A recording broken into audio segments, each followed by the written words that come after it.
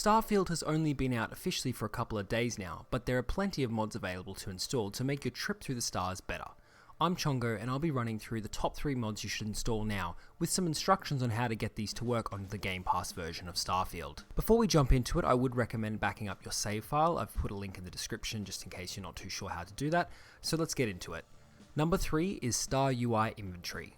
When using the default inventory in Starfield, you can tell it was built with a controller in mind. It's very hard to quickly navigate through the menu, but never fear, this mod will change this. You'll have easy access to filter through items in a much quicker way, and you can see at a glance how much the mass of each section is taking up and important information about each item. This mod makes the inventory much more user-friendly for a PC. Installing this mod was quite simple with the Gamepass version of Starfield. The steps I followed, which worked for me, were: number 1, go to C, XboxGames Starfield Content, or whichever drive you've got Starfield installed on. Open up the Starfield.ini file, add in the below section to the archive section of that file, download the mod from Nexus Mods, links in the description, extract the file and copy this into that same directory, so C, XboxGames /Starfield /content for myself. Then once you open the game, you should have the new inventory. If these steps don't work for you, I'd recommend checking out the link in the description for Nexus Mods and just read the forum, since a few different people have tried different ways to get this to work on their end. This is just what's worked for me. Coming in at number 2 is the Starfield Upscaler. Starfield is launched without DLSS support, but with the Starfield Upscaler, you're able to use some decent settings to have better performance when flying through and exploring the semi-open worlds throughout Starfield.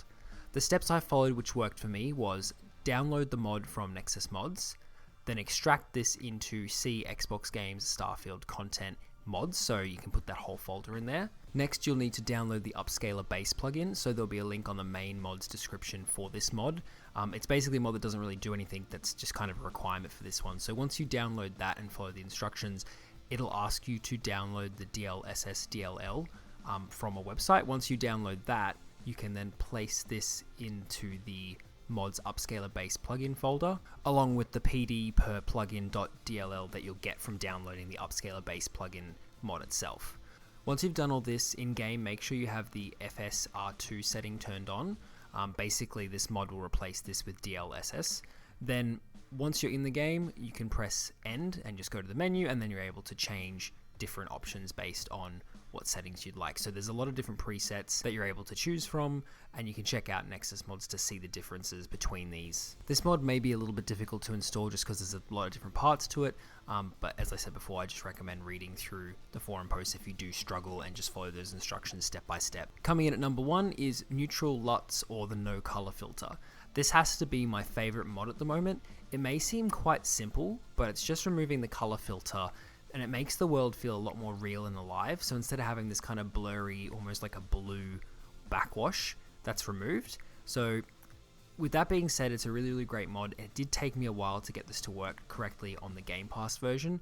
I'm not too sure why these settings worked for me and not others, and I've tried a whole bunch of different settings, but these are what worked for me. So if you do struggle, just remember to read through the posts and see if someone else may have a different way to get this to work for yourself.